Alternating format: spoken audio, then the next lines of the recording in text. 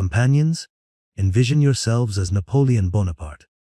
Your agenda is packed with significant tasks: securing Egypt from the British, forging a political trajectory, ascending to the emperorship, and subjugating Europe. In this moment, your significance is paramount. Your historical peers are but two: Julius Caesar and Alexander the Great. Yet, your forces are poorly equipped, partially shoeless. You arrive at a dusty hamlet named Giza. Abruptly, your entire worldview shifts, mirroring a cinematic revelation. It is a humbling realization, because these structures were erected when your Gallic forebears were still in a primitive state. The pyramids had already endured for 4,000 years. They will likely continue to stand. They have outlasted Caesar, Alexander the Great, and innumerable monarchs and commanders. Leaders have long turned to dust, remembered by only a select few, leaving almost nothing behind. Yet, the pyramids remain. Very spectacle inspired the general to commence his address before the battle, stating, "Soldiers, centuries look down upon you." If one presumes these monuments possess awareness, they would be utterly indifferent to this human drama. Therefore, companions, we are initiating a fresh segment in our historical exploration. Today, our subject is the pyramids. A multitude of outlandish conspiratorial notions have been concocted regarding the pyramids. Music playing, let us explore the initial effort to locate the pyramids' riches. Shall transport ourselves to a time approximately 1,000 years prior to Napoleon's era. You are a formidable Arab caliph, a potentate of the region. From your stronghold within Cairo, the pyramids are an unavoidable presence on the horizon. You resolve to breach the most massive one you have ever witnessed. Surely it must contain untold wealth: gold, silver, and gems as large as a man's head. You recall reading in ancient texts that during Roman times, a hidden entrance existed somewhere on the northern face. For many months, teams of laborers toil daily, attempting to penetrate the structure. They employ hammers and chisels. They apply vinegar to the surface, hoping to fracture the stone. At last, the sound of collapsing masonry deep within indicates a breakthrough to the excavation team. However, they have missed the original passage, ending up 5 meters to the side and 10 meters higher. The ancient architects, deceased for millennia, had anticipated such an attempt. Within the pyramid, discover no riches, nothing but a dense accumulation of dust. The caliph then, in the pyramid's center, allegedly deposits a jar of gold coins, just enough to compensate the workers and avoid embarrassment. 500 years onward, a descendant of that Arab caliph will determine that the pyramid's outer casing stones are valuable building materials, deciding to repurpose them for his own projects. He will utilize the acquired slabs to construct one of the world's most stunning edifices. The very aperture the caliph created remains within the pyramid. It is still present. And perhaps, if you have journeyed to Giza on an excursion, you have traversed this very passage into the pyramid's interior. A music playing, useful advertising. I believe the contemporary world is simply inconceivable without something akin to a credit card. MTS Money is also advantageous. You can open an MTS Money debit card and receive 5% cashback on groceries and 30% on phone bills. Or, acquire an MTS Money credit card that provides you with 415 days of interest, free installment for your appliances and travel. Furthermore, card can be utilized to obtain increased cashback in designated categories. Currently, as a gift, recipients will get an MTS Premium subscription granting access to the ecosystem services. So, my friends, use the link immediately. Secure your MTS Money card. Enjoy the additional benefits. You are in the description. The pyramids held a deep fascination for the ancient Greeks. The Giza pyramids merely tombs constructed by enslaved laborers. The earliest surviving written account concerning the pyramids originates from Herodotus, father of history, who lived during the 5th century BC. The Pyramid of Cheops, it is estimated, was erected no later than the 27th century BC. A gap of 22 centuries separates Herodotus from the pyramids, a span slightly less than the time separating us from him. Ancient Greeks and Romans journeyed to Egypt to behold the sights, and they were already posing the identical questions we ask today. What is this? Constructed these pyramids? How were they built? What was their purpose? And what lies inside? Over thousands of years, the Egyptians themselves had forgotten much, and the priests who were consulted provided speculative answers. Pyramid of Cheops was designated as one of the 7 wonders of the ancient world. It is the sole wonder among the original 7 that has endured to our time. Herodotus is the source of this particular narrative. He reported that the Egyptians were the most devout and pious people he had encountered. In Herodotus's view, the pyramids served as sepulchres for the pharaohs. He did note, however, that Cheops, for instance, was not interred within his own pyramid, to a legitimate fear of reprisal from the slaves he had compelled to build it. Indeed, within the pyramids themselves, like the crypts in the Valley of the Kings, mummies are infrequently discovered. It is from Herodotus that the concept of the pyramids being constructed by slaves originates, an idea that subsequently became entrenched in world history for a considerable duration. The ancient Greeks were practitioners of slaveholding and slave trading. They found it difficult to conceive that such massive structures could be built by a free person, that a free individual would willingly transport these stone blocks across the desert. Based on contemporary research, the pyramids were constructed by specialized crews of free laborers who were highly skilled in construction and received good maintenance. Regarding the funerary purpose, however, this is likely accurate. Surrounding the pyramids, one discovers numerous artifacts associated with mortality. The pyramids, the walls are sometimes inscribed with funerary texts. Nonetheless, for the people of antiquity, just as for many today, strained credulity that an entire nation would dedicate 20 consecutive years to erecting a tomb for a single individual. Even if that person was the pharaoh, incidentally, was alive and well during the construction period, and even anticipated the building of the Great Pyramid, providing valuable instructions to the architect. Let's go higher. I do not desire a smaller tomb than, say, my father's. And the architect is not merely digging a large hole and filling it with water. No, he is tackling an exceptionally difficult engineering challenge that remains daunting even with our planet's modern capabilities. I will periodically interject in this segment. I am, in many respects, a television viewer. Clearly, there is a history of mankind, and there are historical documents. Or rather, there are no historical records, there are earlier chronicles and memoirs. And I, again, like a television viewer, am flattered in many places. The Egyptians possessed no diesel engines, only hammers, chisels, toothbrushes, wire, plows, stones, and manual labor to polish the stones. Consider this scenario: attempt to polish one stone with another. You could enlist 25 of your acquaintances, for instance, to assist you for a period. Document the time invested. If you undertake this, merely grinding one face of a book-sized stone to a smooth surface will consume days, perhaps weeks. Imagine that today, grinding machines are outfitted with all manner of diamond chips, and the process, naturally, is much faster. When you abrade a rock on another rock like that, I cannot fathom how long it will take.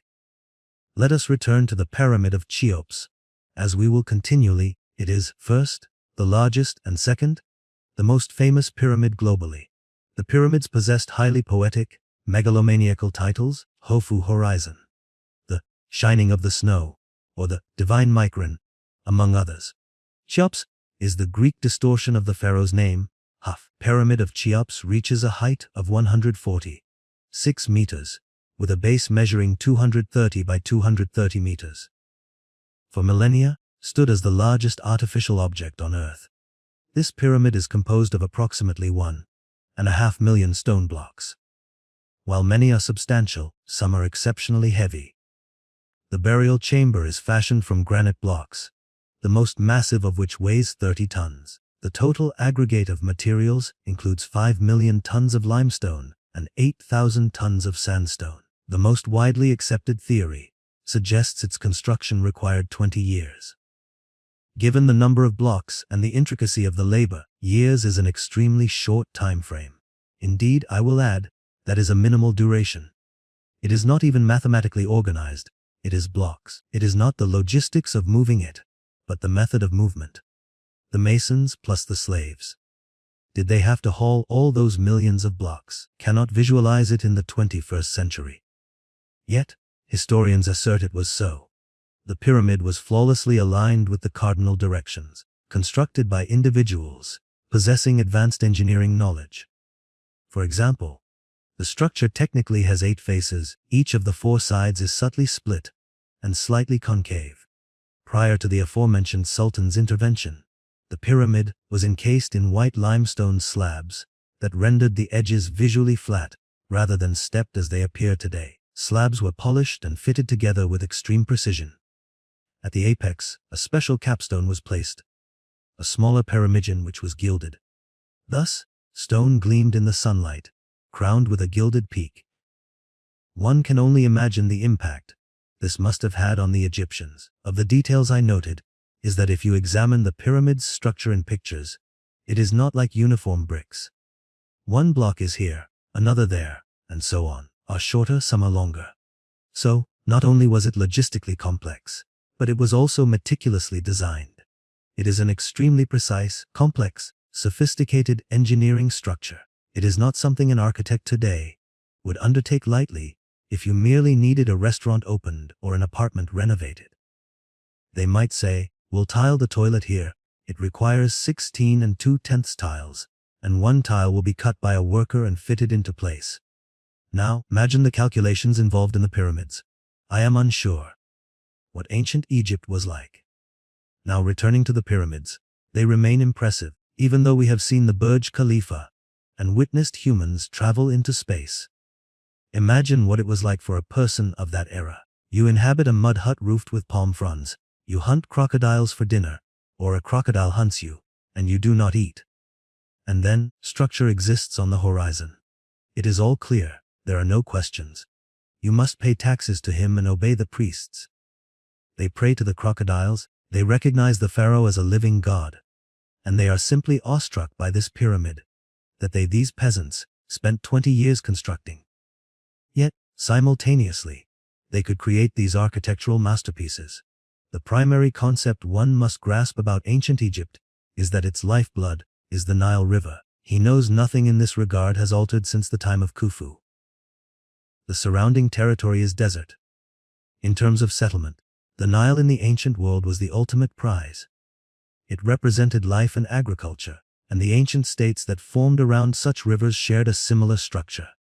They are termed quadspathias, signifying their reliance on rural systems. Settles on the bank, excavates an irrigation channel, and that is sufficient. One can subsist this way for 1,000 years, or 10,000 years. The Egyptians did. The Nile flooded reliably each year, until it was recently dammed by the Aswan hydroelectric station. The floodwaters deposited incredibly fertile silt. The climate is temperate. The Egyptian winter averages 10 to 15 degrees above zero, allowing for multiple harvests from the Nile Valley annually. Egypt functioned as a colossal agricultural complex. Export of Egyptian grain was perpetually a contentious issue, vital for places like Rome and, later, Byzantium. This pattern persisted for generations. Even these conquests did not fundamentally change much. The new ruler was simply proclaimed a god, pharaoh, and so on. The entire bureaucracy, the complete system of governance, remained as it was. We discussed this in the Cleopatra segment. The priests advised them not to explain anything to the populace. The elite would understand. A golden mask would be placed upon you. Just do not break anything. Everything will function, bread will always be available, and the people will always be manageable. The Romans swiftly acquiesced to this. Thus, for the ordinary Egyptian peasant, nothing changed at all. The invader would connect to the pre-existing interface and assume control through it, akin to an eternal, cyclical ant colony. While in other ancient civilizations the roles of merchants, warriors, politicians, and others were significant, the entirety of Egypt operated under the dominion of the priests. The temple complexes managed both propaganda and the administration of the entire state apparatus, including rural agriculture. At the apex of this system, of course, stood the pharaoh, not merely an absolute monarch, not just a high priest, but, for simplicity's sake, the living god. This was not just in the sense of being deeply loved or feared, though those elements were certainly present. He could do as he pleased. But it was more than that. The idea was that the people of the Nile depended on him for fundamental necessities, would not rise without him. The Nile would not flow. This is humanly understandable. Total reliance on the Nile's floods means living in a situation where you lack control. If there are floods, you thrive. If there are no floods, you face drought and famine. Religion provides a sense of control.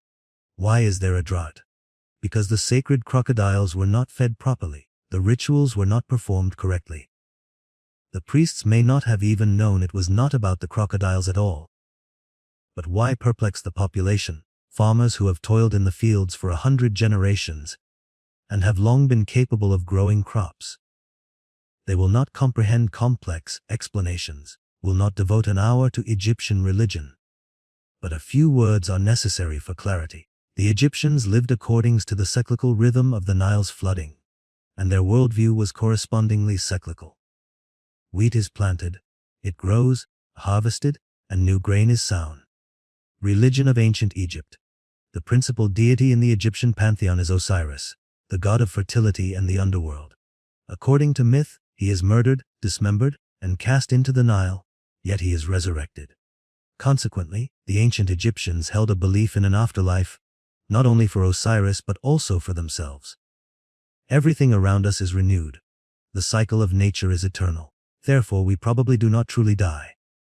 There were nuances, naturally.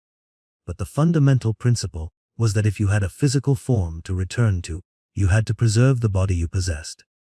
The posthumous success of an individual was directly contingent on this. Thus, bodies were concealed in secure tombs to protect the mummies from harm. They were also provisioned with all necessities for the afterlife. Clear that pharaohs received treasures, weapons, chariots, and other valuables. For the pharaohs, they constructed pyramids or subterranean tombs equipped with secret chambers and false doors to thwart robbers.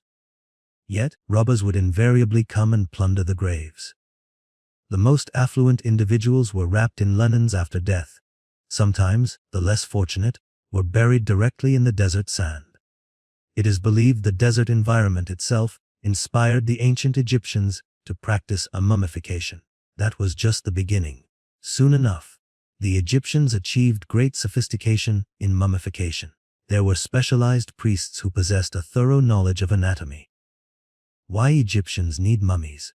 They used specific tools to remove from the body all components that the mummy no longer required but which could cause decomposition. There was, quite literally, comfort, business class mummification. It was a highly elaborate procedure, meticulously performed.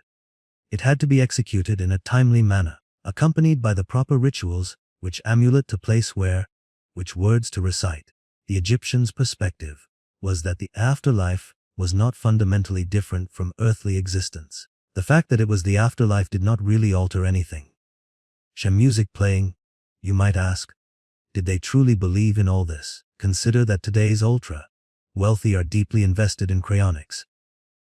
People willingly undergo deep freezing in the hope that someday, scientists will invent physical immortality.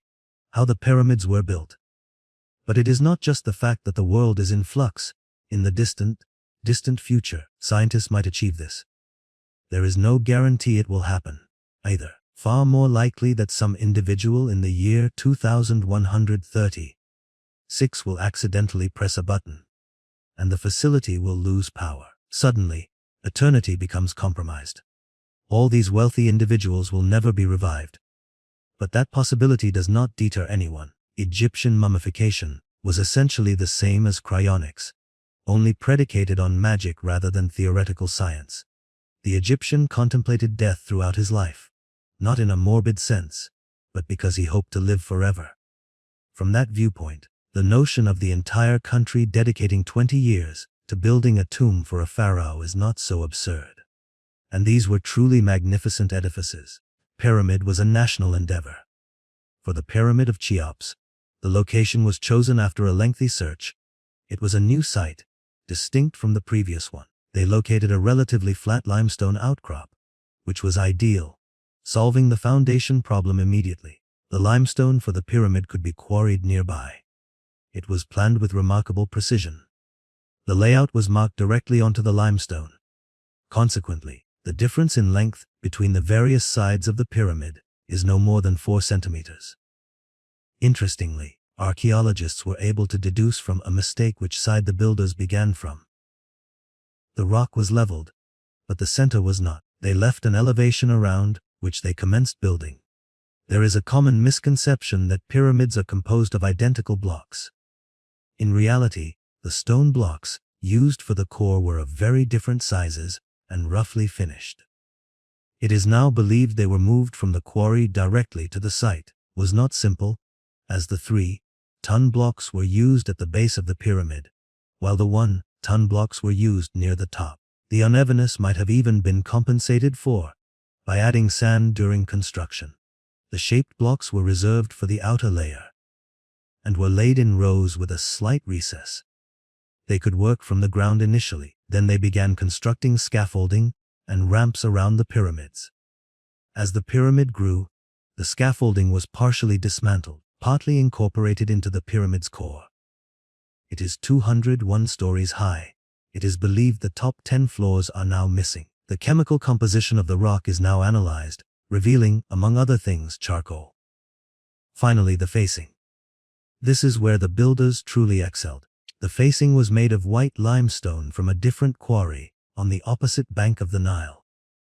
We now know where it came from, to the papyrus diary of Mera, a worker involved in the project.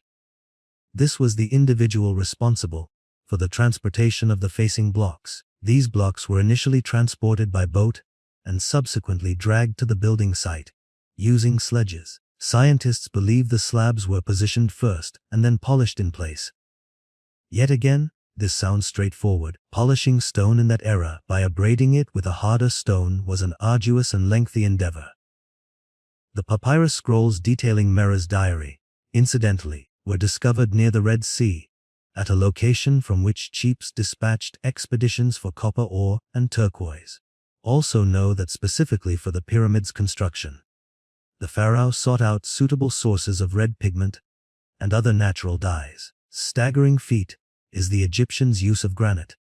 The Nile certainly facilitated transport, but nonetheless, ton granite blocks were moved over 900 kilometers. The pyramid's entrance was situated on a platform, elevated roughly 50 feet above the ground, was sealed by a stone barrier. The subterranean burial chamber, archaeologists suggest, is an incomplete room that was abandoned. Perhaps it served as a contingency plan, in case the pharaoh died prematurely. The pyramid would be built directly over the pharaoh's body. The way to the lower chamber, the tunnel splits. Tunnels inside the pyramids. One branch ascends into the heart of the pyramid, and there is another branch. A horizontal passage leads to the Queen's Chamber. Though this designation is uncertain, one theory posits it may have housed a statue of the pharaoh. Here, traces of tomb robbers, who apparently gained access at some point, have been found. Ascending further leads to the Grand Gallery, a long tunnel section with an 8-meter-high ceiling. Beyond the gallery lies the King's Chamber, lined with black granite. The walls are made of the same granite, and the entrance was secured by 3 massive granite portcullises. These were lowered into position using a sophisticated system of ropes and counterweights. The chamber's ceiling supports 9 granite beams, weighing a combined 400 tons. It is amusing, however, because the builders erred in their calculations. The south side, there is a crack in a ceiling beam, which appears to have occurred during construction. The pyramid was a colossal project in itself, consuming the entire economy of the country. It employed, in one way or another, all the people of Egypt, some to carry stones, some to supply materials, some to feed and clothe the builders, and some to supervise the workers. I wonder, of course, if they managed to skim anything off the materials budget. How many people were involved? Entire breweries existed, and hundreds of people worked on the site. Herodotus cited a figure of 100,000 builders, though this is likely an exaggeration, as he also referred to them as slaves. Contemporary studies estimate the workforce at several thousand professional artisans, not just builders, but also, for example, workshop laborers who fabricated and repaired tools. Historians do not know for certain, they are speculating. The pyramid was not the only structure required. A temple complex, tombs for the family, tombs for top officials were also built. It was a post-death public service bonus. The architect who designed all this did not neglect himself either. He had a tomb prepared for him nearby. Egypt possesses a vast quantity of pyramids. At least 118 have been identified to date, likely exist.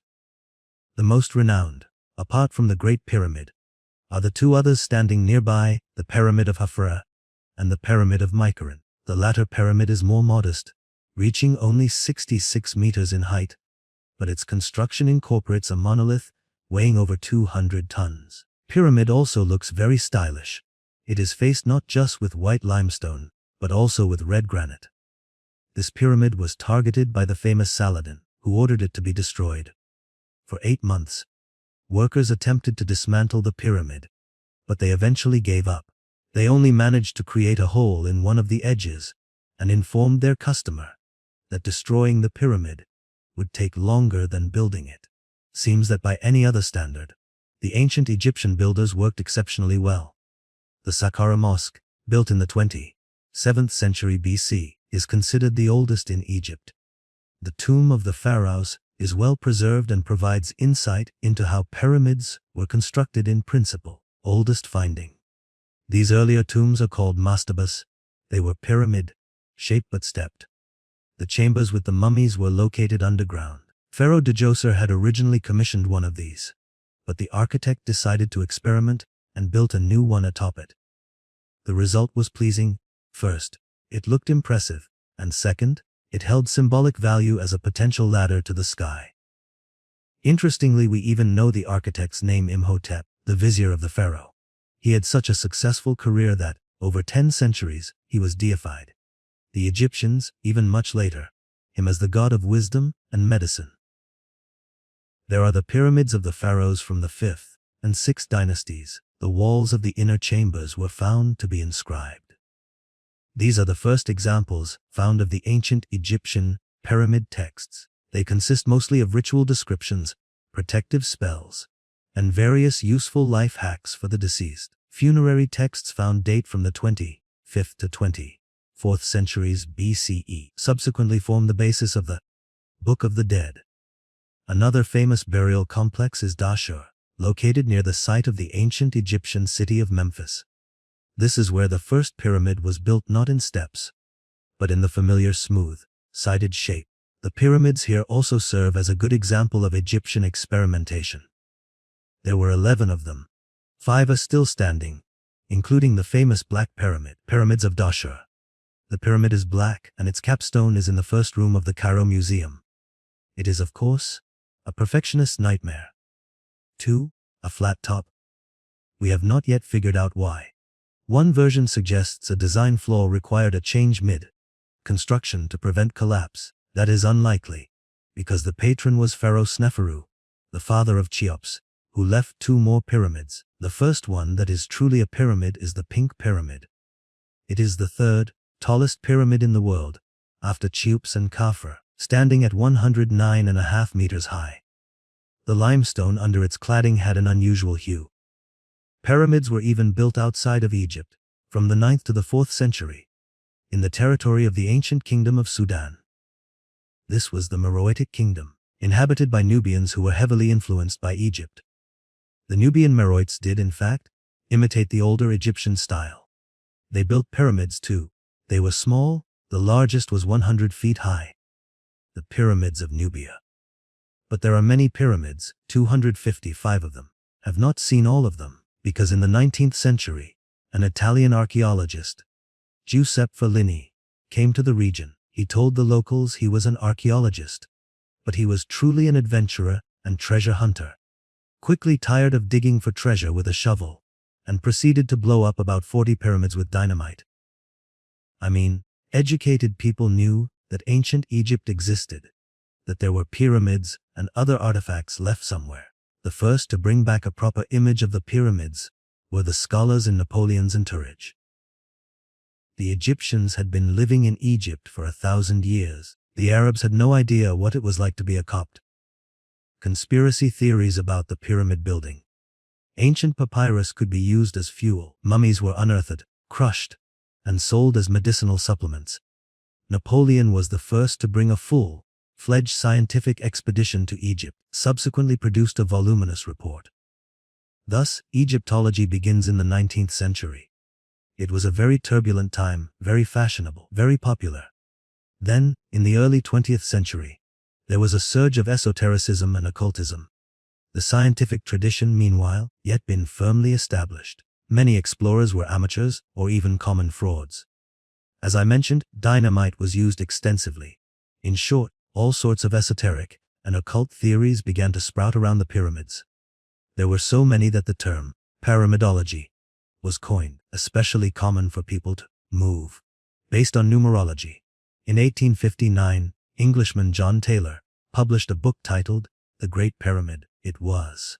In the book, he endeavors to connect the pyramid's dimensions to the golden ratio and argues that the pyramids. He even quotes a relevant passage from the Hebrew Bible.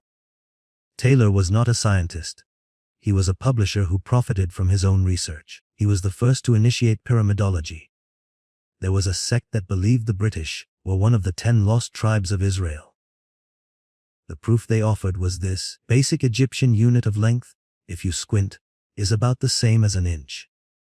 The Israelites were opposed by the American Charles Taze Russell. He claimed the pyramids were built by God to house the righteous after the Last Judgment. There were more exotic variants, such as the life of the amazing character Ignatius Donnelly, an American politician, a Freemason, and a communist. He was the official spokesman for an organization called the Noble and Sacred Order of the Knights of Labor. And in 1881, he published a book called Atlantis, The World Before the War. The book achieved a massive distribution. The narrative is as follows: Atlantis existed, inhabited by beings we call gods, because the Atlanteans were a race possessing technology we cannot even imagine. They had no difficulty constructing the pyramids, and not just in ancient Egypt. Interest in the pyramids truly surged in the second half of the 20th century, the New Age, and people were fascinated by the paranormal. In the 1970s, inventor Patrick Flanagan created a model of the Giza pyramids and claimed to find that the pyramids possessed the properties of a resonator. They believed that people were actually living in copies of the Egyptian pyramids. And of course, using the sacred numerology of the pyramids, they predicted World War I, the crucifixion of Christ, and Armageddon. All, except the last, predicted in retrospect. A 19th century individual saw in the pyramids signs of divine will and the key to interpretation. The hippies and New Agers, in the spirit of the times, removed the pyramids from their historical context and rewrote them as time-traveling aliens. The author of alternative historical theories, Erich von Däniken, Down the Pyramids. In 1968, his renowned book, Chariots of the Gods, was published. He was among the first to articulate the theory of paleocontact. He proposed that the pyramids served as landmarks for ancient astronauts, asserting that the Egyptians could not have constructed them. They lacked the proper tools. There is no evidence of Egyptians at the construction site. We have found ample tools. We have found traces of a building site with extensive infrastructure. Däniken remains a classic of pyramidology and pyramid building.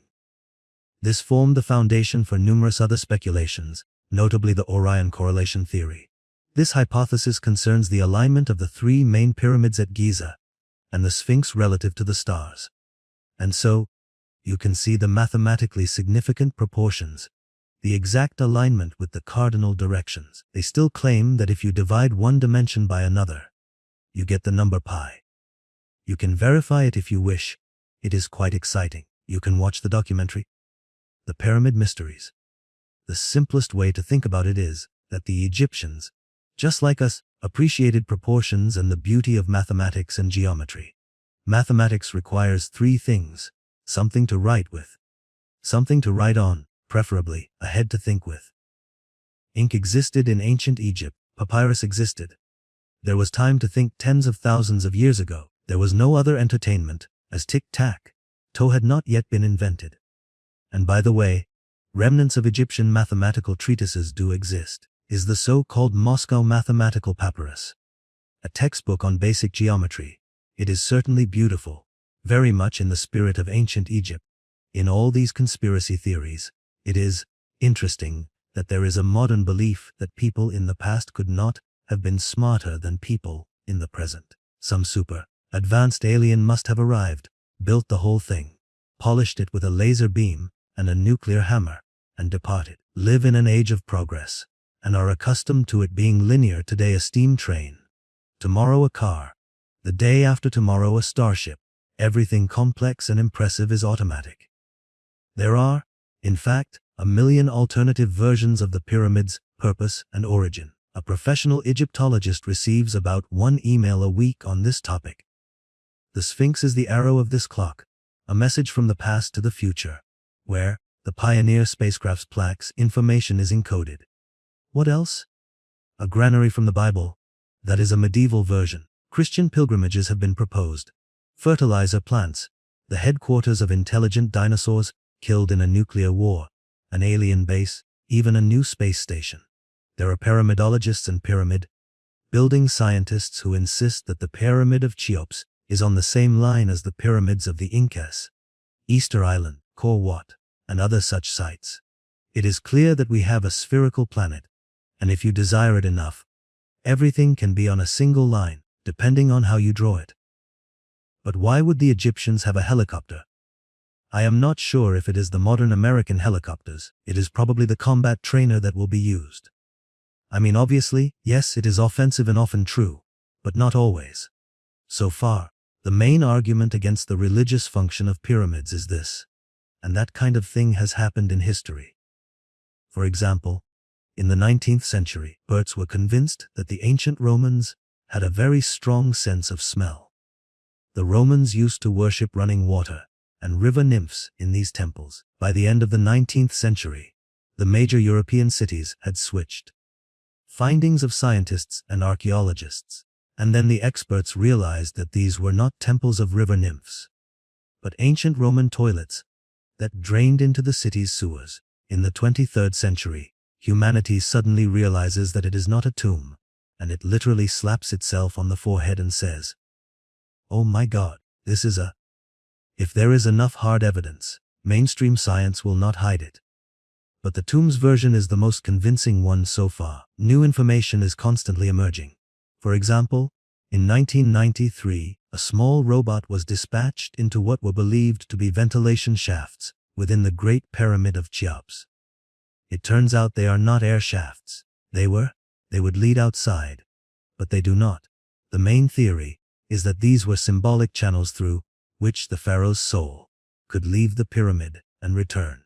And Egyptian scientists have utilized a special scan on the Great Pyramid of Cheops and identified a large cavity over the main gallery by 4 meters. What do we do with this? There is a scientific debate about this too. Even the dating of the pyramids remains fluid. So, Egyptian officials are simple. They are directive. They have set the date for the pyramid to be built on August 23, 2560 BCE, and they celebrate it every year, but they do not always give the exact date.